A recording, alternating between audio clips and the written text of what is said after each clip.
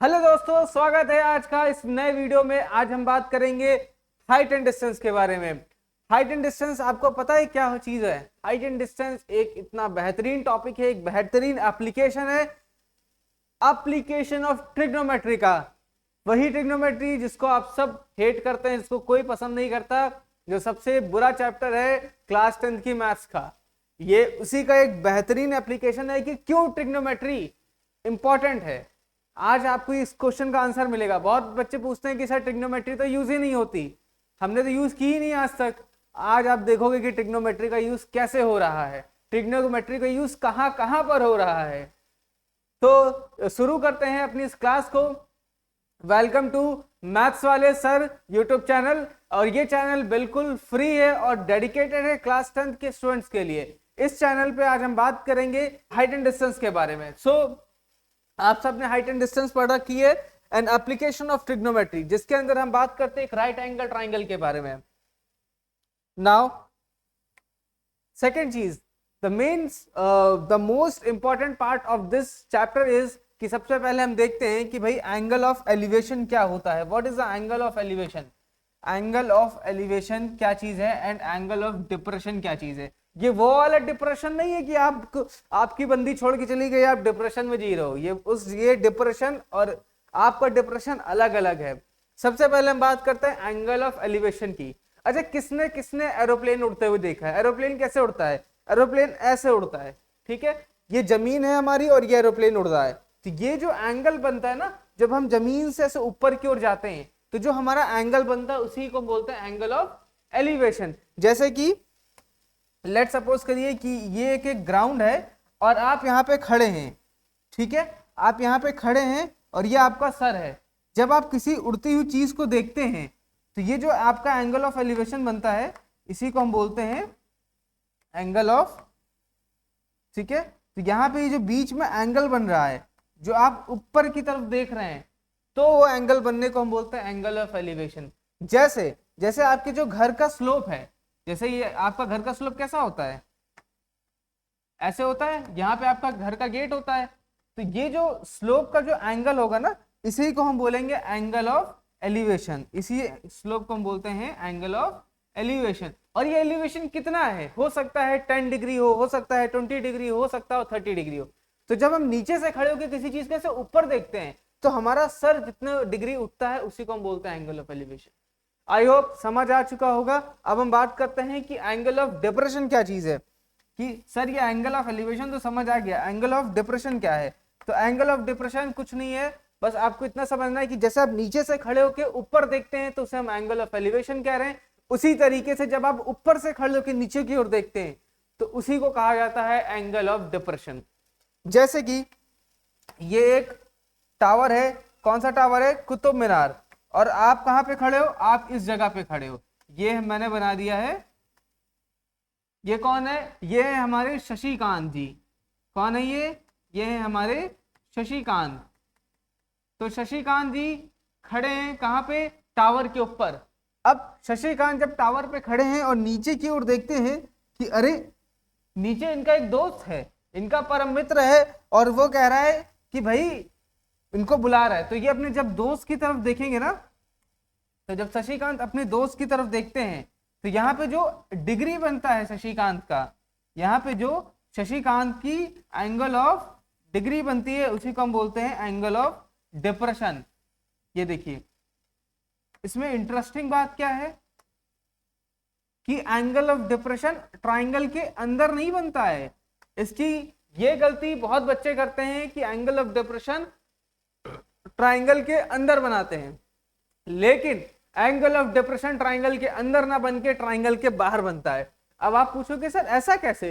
Angle of elevation तो आपने triangle के अंदर बनाया था, इसको आप ट्राइंगल के बाहर बना रहे हो। तो इसका रीजन है, आप ऐसे समझो कि जब शशिकांत है, अगर आप वो कुतुब मीनार पे खड़ा तो कैसे खड़ा होगा? कुछ इस तरीके से खड़ा होगा। अब जब उसका दोस्त उसके नीचे खड़ा है तो ऐसे अपनी गर्दन को लेके जाएगा ना, कि डायरेक्ट ऐसे ही ले जाएगा।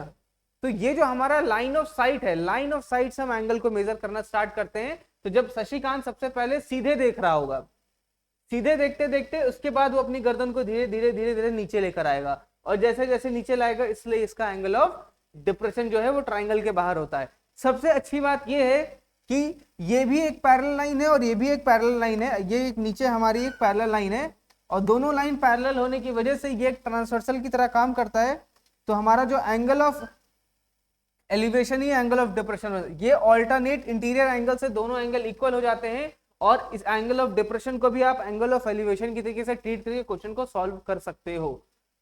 जो भी बच्चों को डाउट हो रहा है वो कमेंट कर दे, उसके ऊपर मैं एक वीडियो बना के डाल दूंगा डेडिकेटेड एंगल ऑफ एलिवेशन और एंगल ऑफ डिप्रेशन में, अगर किसी को भी और भी कंफ्यूजन रह जा रही है। Now the next thing is कि ट्रिग्नोमेट्रिक रेशियोज, यहाँ पे भी आपका ट्रिग्नोमेट्रिक रेशियो का यूज है, कुछ एंगल्स का यूज है। जो मोस्ट इंपॉर्टेंट एंगल्स है यहाँ पे ट्रिग्नोमेट्री के अंदर वो कौन से हैं, तो वो हैं ये टैन वाली वैल्यूज। ठीक है, कौन कौन से टैन वैल्यूज हैं, tan 0 degree 0, tan 30 1/√3, tan 60 √3, tan 45 1 and tan 90 not defined. Sine को आप अगर जिन बच्चों ने ये वैल्यूज याद नहीं की हैं वो सबसे पहले तो इस चैप्टर को सॉल्व करने से पहले इन वैल्यूज को ध्यान रखिए। और यहाँ पे देखिए अगेन एक राइट एंगल ट्राइंगल है जिसमें हाइपोटेन्यूज है, अपोजिट साइड है और एडजेसेंट है। हमने ऑलरेडी बात की है जब हम चैप्टर की डिस्कशन कर रहे थे कि भाई साइन थीटा क्या होता है। आप सबने बताया था कि सर साइन थीटा जो होता है वो होता है परपेंडिकुलर अपॉन हाइपोटेन्यूज। ठीक है, साइन थीटा क्या होता है, परपेंडिकुलर अपॉन हाइपोटेन्यूज। यहाँ पे सारी चीजें इंपॉर्टेंट है। कॉस थीटा क्या होता है, कॉस थीटा आप कहोगे सर कॉस थीटा होता है base upon hypotenuse. Cos theta आपका क्या होने वाला है, बेस अपॉन हाइपोटेन्यूज। ठीक है, now the next is tan theta. One of the most important part of this is tan theta. tan theta क्या होता है, तो tan theta होता है perpendicular upon base। इन तीन चीजों का हमें बहुत अच्छे से ख्याल रखना है कि sin theta होता है perpendicular upon hypotenuse, cos theta होता है base upon hypotenuse और tan theta होता है perpendicular upon base। Okay, now the next thing is कि सर इनके क्वेश्चन को सॉल्व कैसे किया जाता है, इनको हम कैसे क्वेश्चन सॉल्व करना सीखें। तो ये बहुत आसान होता है इनको सॉल्व करने की। आपको हमेशा बस कुछ दो बातों का ध्यान रखना होता है। सबसे पहला बात, क्वेश्चन पढ़ के आपको एक सही फिगर बनाना। दूसरी चीज, क्वेश्चन के अंदर जो वैल्यूज आपको गिवन है, जो साइड आपको गिवन है, आपको उसको ढूंढना और जो साइड आपको निकालनी है, उन्हीं दोनों का यूज करके हम यहाँ पे अपने क्वेश्चन को सॉल्व करते हैं। जैसे हमारा पहला क्वेश्चन गिवन है the angle of elevation of the top of a tower, की एंगल ऑफ एलिवेशन बन रहा है of the top of a tower from a point on the ground, कि एक इंसान ऐसे ग्राउंड पे खड़ा है और क्या बोला जा रहा है कि एंगल ऑफ एलिवेशन मतलब वो नीचे से ऊपर की ओर देख रहा है और कहां देख रहा है, top of the tower, tower के टॉप पे देख रहा है, कहां से, ग्राउंड से, and which is 30 metre away from its base. और ये जो इसका एंगल ऑफ एलिवेशन है और यहाँ इसका बेस, इनके बीच की जो दूरी है वो कितनी है, वो 30 मीटर है। आगे बोला है find the height of the tower, हमें height of the tower find करने के लिए कहा जा रहा है। तो सबसे पहले आप क्वेश्चन के अंदर देखिए कि हमने पहले एक फिगर बना लिया है। ठीक है, हमें गिवन क्या है, आप कहोगे सर हमें जो है यहाँ पे बेस गिवन है, हमें यहाँ पे बेस गिवन है और बेस कितना है, बेस आपका है 30 मीटर। ठीक है, आपको निकालना क्या है, तो आप कहोगे सर हमें जो निकालना है वो है इसकी हाइट, हमें जो है इसकी हाइट निकालनी है। और हाइट हम कैसे निकालेंगे, हाइट को हम निकालेंगे यहाँ पे क्या यूज करके, तो हमें पता है बेस और पता है हाइट। अब मुझे आप बताइए कमेंट करके कि बेस अपॉन हाइट या बेस अपॉन परपेंडिकुलर, ये परपेंडिकुलर अपॉन बेस जैसी कोई चीज आपने पढ़ी है, ये किसका रेशियो है। कमेंट आ भी रहे हैं बहुत सारे बच्चों के, हाँ एग्जैक्टली जो परपेंडिकुलर अपॉन बेस जो होता है वो होता है tan थीटा के अंदर, tan थीटा का रेशियो होता है। तो यहाँ पे हम देखते हैं कि जो हमारा tan थीटा है, tan थीटा का जो रेशियो होता है वो होता है परपेंडिकुलर अपॉन बेस। ठीक है, अब यहाँ पे हमारा थीटा कितना है, तो आप कहोगे सर थीटा है 30 डिग्री। ओके, तो मैंने यहाँ पे रखा tan 30 degree is equals to perpendicular, क्या हमें गिवन है कि निकालना है, निकालना है, तो P की जगह पे हम एज इट इज उसकी वैल्यू रख देंगे। तो ये हो जाएगा हमारा P अपॉन, अच्छा B कितना था, हमें B मालूम है, हाँ B जो है हमारी वैल्यू है वो है 30 मीटर, तो हमने यहाँ पे लिख दिया 30। नाउ अब हमने यहाँ पे जब B की वैल्यू 30 रख दी है, तो अब आप हमें बताओ कि tan 30 की वैल्यू क्या होती है। अभी हमने पीछे डिस्कस किया था tan 30 की वैल्यू क्या होती है, तो tan 30 की वैल्यू होती है 1/√3, तो इसको हम रख देंगे यहाँ पे। tan 30 की वैल्यू जो होती है वो होती है 1 सो tan 30 की जगह पे हमने रख दिया 1/√3 इज इक्वल्स टू, परपेंडिकुलर की जगह हमने P रख दिया और B की वैल्यू हो गई यहाँ पे 30। अब हमें यहाँ पे P निकालना है, P निकालने के लिए हम क्या करेंगे, इस 30 को क्रॉस मल्टीप्लाई कर देंगे √3 पे, तो ये हो जाएगा हमारा 30/√3 is equals to P। Now हमें पता है कि रूट अंडर डिनोमिनेटर में नहीं हो सकता, कभी भी कोई भी अंडर रूट डिनोमिनेटर में नहीं हो सकता, क्योंकि अगर ऐसा होगा तो वो जो वैल्यू है वो किस तरह की वैल्यू हो जाएगी, वो एक अनडिफाइंड एक इरेशनल वैल्यू हो जाएगी। तो सबसे पहले हमें इसको रैशनलाइज करना होगा, हम कैसे रैशनलाइज करेंगे ये देख लेते हैं। 30/√3 को रैशनलाइज किया जाता है by multiplying √3 in the numerator and the denominator. Now √3 से मल्टीप्लाई करेंगे √3 का, तो हमारा आंसर हो जाएगा ये, नीचे हो जाएगा 3 और ऊपर 30 इंटू √3 करेंगे तो कितना हो जाएगा, तो ये हो जाएगा 30√3। नाउ 3 10 30, तो हमारी जो परपेंडिकुलर की वैल्यू है वो कितनी हो जाएगी 10√3 मीटर। तो हमने इसकी परपेंडिकुलर फाइंड कर लिया है जो कि है 10√3। नाउ नेक्स्ट क्वेश्चन पे चलते हैं, इस सबसे पहले इसको हम बॉक्स में कर देते हैं, ये हमारा आंसर हो गया। ठीक है, नेक्स्ट क्वेश्चन क्या कह रहा है, question number 2, the observers I level. यहां हम क्वेश्चन को पढ़ते हैं। एन ऑब्जर्वर 1.5 मीटर टॉल, एक ऑब्जर्वर है, एक वो 1.5 मीटर टॉल है, जैसे मेरी हाइट मीटर मान लेते हैं अकॉर्डिंग टू द क्वेश्चन की मैं हूं और मेरी हाइट 1.5 मीटर है। Now stands 28.5 metre away from a chimney, वो एक चिमनी है, उस चिमनी से 28.5 मीटर दूर है। ठीक है, जैसे आप चिमनी देखते हो ना जिसमें से भट्टे, ईंट के भट्टे बनते हैं जिसमें से ऊपर से धुआं निकलता है, वही चिमनी की बात हो रही है। और ये जो चिमनी से 28.5 मीटर दूर है, the angle of elevation of the top of a chimney from her eyes is 45। ये जो लड़की देख रहे हो या लड़का देख रहे हो, इसकी आंखों से जो यहाँ पे चिमनी का टॉप दिख रहा है उसका जो एंगल है वो 45 है। अब देखो यहाँ पे एक चीज यहाँ पे बहुत इंपॉर्टेंट है देखने वाली है कि देखो यहाँ पे भी जो बन रहा है एंगल, वो इसके एंगल ऑफ लेवल ऑफ आई से बन रहा है कि अगर लड़की यहाँ पे, तो लड़की पहले सबसे पहले सीधे देख रही होगी, फिर उसके बाद से वो ऊपर देखना चालू करेगी, कहाँ तक देखेगी, इसके टॉप तक देखेगी। तो ये जो एंगल बना है 45 यहीं से आ रहा है। ठीक है, नाउ इसकी हाइट 28.5 है, जिसका बेस है, और इस लड़की की हाइट है 1.5 मीटर। अब हम फाइंड करते हैं कि भाई क्या होगा इसका हाइट ऑफ द चिमनी, हमें क्या चाहिए, चिमनी की हाइट चाहिए।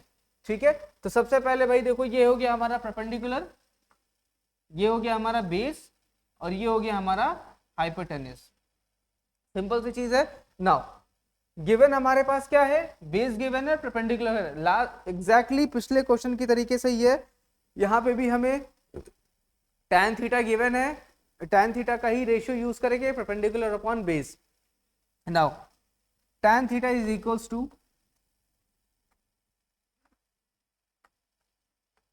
perpendicular upon base, tan theta is equals to perpendicular upon base। now perpendicular की वैल्यूज क्या है, सारी वैल्यूज को हम पुट कर लेते हैं। यहाँ पे जो tan है वो 45 है,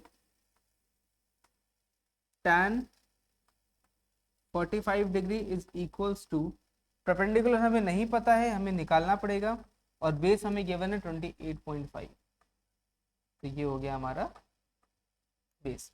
नाउ tan 45 की वैल्यू बता सकता है कोई, एग्जैक्टली जो हमारा tan 45 की जो वैल्यू होती है वो होती है 1।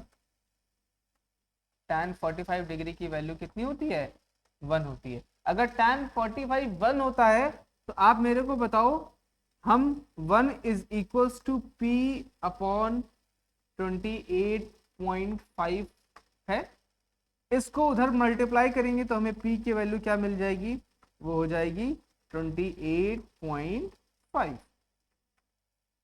तो ये हो जाएगा आपका आंसर, ये हो गया आपका आंसर। ठीक है, ये देखो क्या हो रहा है। ठीक है, करेक्ट है इतना। आइए क्वेश्चन नंबर 3 पे चलते हैं। क्वेश्चन नंबर 3 इज कि the lighthouse and the boat. अब हो सकता है कि भाई बहुत सारे बच्चे पढ़ लिख के अलग अलग जगह जॉब करे, हो सकता है किसी की नौकरी लाइट हाउस पे लग जाए। आपने तो डरावनी कहानियां सुनी ही है लाइट हाउस वाली। हो सकता है कोई इंसान है जिसकी जॉब यहाँ पे है और वो बोट को रास्ता दिखाता, तो ये क्वेश्चन उसी के ऊपर बेस्ड है। The lighthouse and the boat. From the top of a 60 metre high lighthouse. हमारे पास एक लाइट हाउस है जिसकी हाइट कितनी है, जिसकी हाइट है 60 मीटर, वो समुद्र से 60 मीटर ऊपर है। Now and the angle of depression of the boat is 30 degree. और जो यहाँ पे पर्सन खड़ा है वो उसके लिए यहाँ पे एंगल ऑफ डिप्रेशन जो बन रहा है, एक बोट यहाँ पे एक बोट यहाँ पे, दो बोट हैं और एक बोट का जो एंगल है वो कितना है 30 डिग्री, और एक बोट का जो एंगल है वो है कितना 60 डिग्री। तो मैंने सबसे पहली चीज आपसे क्या बोली थी कि जब आपको यहाँ पे गिवन हो ये 30 डिग्री है और ये 60 डिग्री है, तो आप क्या करोगे, आप इसको बना लोगे फटाफट से। ये कितना हो जाएगा, ये हो जाएगा transversal of angle of alternate की वजह से 30 डिग्री, और ये हो जाएगा 60 डिग्री। एक बात ध्यान रखना, कोई भी चीज, कोई भी ऑब्जेक्ट, कोई भी कार, कोई बोट, कोई इंसान, जो हमारा टावर होगा, जो हमारी परपेंडिकुलर, उसके जितने पास आएगा एंगल ऑफ एलिवेशन बढ़ता जाएगा हमेशा उसके लिए। ये बात आपको हमेशा ध्यान रखनी है कि उसका एंगल ऑफ एलिवेशन बढ़ता जाएगा। ठीक है, now find the distance travelled by the boat. अब हमें क्या फाइंड करना है, हमें फाइंड करना है कि इस बोट ने कितना डिस्टेंस ट्रेवल किया। ठीक है, हमें क्या फाइंड करना है कि इस बोट ने कितना डिस्टेंस ट्रेवल किया है यहां से यहां तक आने में। तो ये क्वेश्चन थोड़ा सा ट्रिकी होगा पिछले दोनों क्वेश्चन से, क्योंकि अब यहाँ पे हमारे दो ट्राइंगल बनेंगे। कौन कौन से दो ट्राइंगल बनेंगे, तो एक तो ट्राइंगल बनेगा सर, कहोगे यहाँ पे अगर मैं इनकी नेमिंग कर दूं, अगर मैं यहाँ इनकी नेमिंग कर देता हूं तो ये हो जाएगा ए, ये हो जाएगा बी, ये हो गया सी, और ये हो जाएगा डी। तो एक ट्राइंगल बनेगा ट्राइंगल ए बी सी, और एक ट्राइंगल बनेगा triangle A B and D. There are two triangles, triangle A B C and triangle A B D. मैं यहां पे लिख लेता हूं triangle A B C and triangle A B D. Now triangle ABC and triangle ABD में हमारा सबसे first काम होगा, हम इन दोनों ट्राइंगल्स में कॉमन चीज ढूंढेंगे कि इन दोनों ट्राइंगल्स में कॉमन क्या है, मतलब कॉमन साइड कौन सी इन दोनों ट्राइंगल में। क्या कोई ऐसी साइड है जो दोनों ट्राइंगल्स के अंदर कॉमन है, क्या कोई यहाँ मुझे बता सकता है कि इन दोनों ट्राइंगल्स में, ट्राइंगल ए बी सी और ट्राइंगल ए बी डी में कोई कॉमन साइड कौन सी है। तो इसमें कॉमन साइड आपको दिख रही है वो है ए बी। इसमें जो कॉमन साइड है वो कौन सी है, इसमें देखो हमें कॉमन साइड जो दिख रही है वो ये है, ए बी वाली कॉमन साइड है। तो ए बी हमारी कॉमन हो जाएगी। तो यहाँ पे आपको पहले ध्यान रखना है कि वहां पे हम क्या देखते थे कि कौन सी वैल्यू गिवन है और कौन सी वैल्यू निकालनी है। यहाँ पे आप क्या देख रहे हो कि कौन सी साइड कॉमन है, तो हमें मिल गया कि एक परपेंडिकुलर है जो कॉमन है, और आपको निकालना क्या है, तो आपको निकालना है यहाँ पे बेस। अगेन फिर से यहाँ पे वही आ गया परपेंडिकुलर और बेस। तो अब हम यहाँ पे यूज करेंगे, सबसे पहले हम लिख लेते हैं tan, हम ट्राइंगल की बात करें इन ट्राइंगल एबीसी। तो ट्राइंगल एबीसी में जब हम बात करेंगे तो भाई यहाँ पे इसको हम कर देते हैं तो दो अलग अलग पार्ट में डिवाइड। अब यहाँ पे हम देखते हैं इन ट्राइंगल एबीसी, कलर को कर लेते हैं चेंज टू ब्लैक। नाउ अच्छा ठीक है, चलो ब्लैक ही करते हैं। नाउ देखो, अब यहाँ पे जब हम ट्राइंगल एबीसी की बात करें तो हमारा एंगल कितना है, हमारा एंगल है 60 डिग्री। तो ये हो जाएगा tan 60 डिग्री।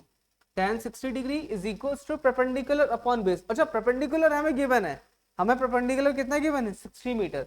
तो हम क्या करते हैं भाई, परपेंडिकुलर की जगह पे 60 मीटर लिख लेते हैं, और बेस हमें गिवन नहीं तो हम बेस को हम क्या लिख देंगे BC। यहाँ पे हमारी जो बेस है वो क्या है BC है। नाउ बड़े वाले ट्राइंगल की बात करते हैं। जब बड़े वाले ट्राइंगल में हम जाएंगे तो देखिए यहाँ पे tan, ये बहुत ज्यादा बड़ा हो गया, इसको हम कर देते हैं tan 30 degree, it's 30, yes this is tan 30।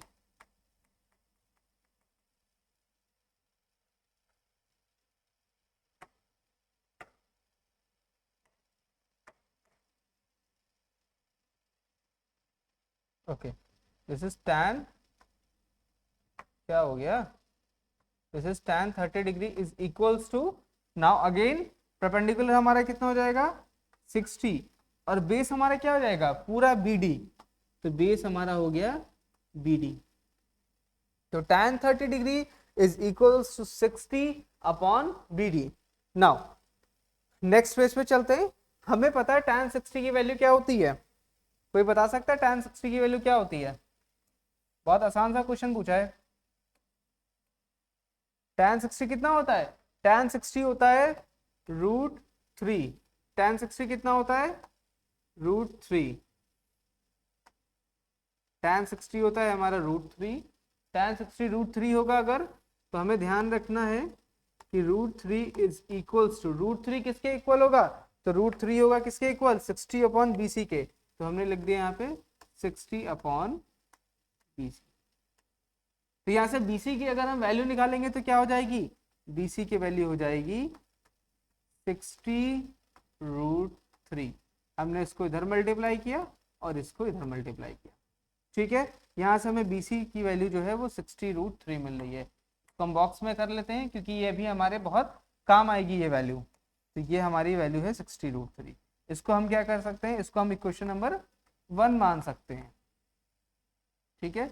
इसको हम इक्वेशन नंबर 1 मानेंगे। नाउ सेकेंड चीज हमने क्या निकाली थी, देखो in triangle ABD tan 30, tan 30 की वैल्यू क्या होगी,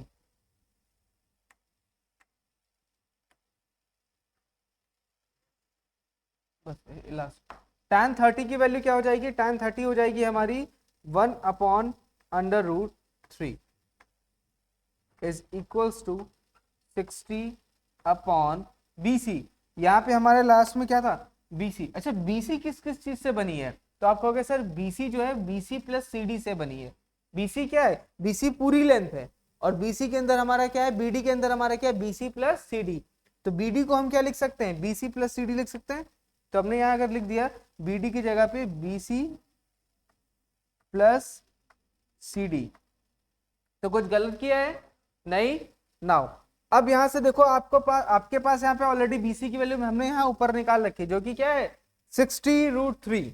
क्या है 60√3। पहले तो आप इसको क्रॉस मल्टीप्लाई कर लो, इसको इस पे ले आते हैं, इसको हमने इधर भेजा, इसको हमने ऊपर भेजा, तो ये हमारा हो जाएगा BC plus CD is equals to 60√3। 60√3 correct है। नाउ BC और BD की वैल्यू हो जाएगी 60√3। अच्छा हाँ ठीक है, एक मिनट यहाँ पे देखो एक चीज, यहाँ पे क्या एरर आ रही है, tan 60 की वैल्यू होती है √3 is equals to 60 upon BC। तो यहाँ से जो BC की वैल्यू आ जाएगी वो हो जाएगी 60 अपॉन में √3, ये इसकी वैल्यू हो जाएगी। इसको करेक्ट कर लेंगे सारे लोग। BC की वैल्यू क्या हो जाएगी 60 अपॉन √3, ठीक है।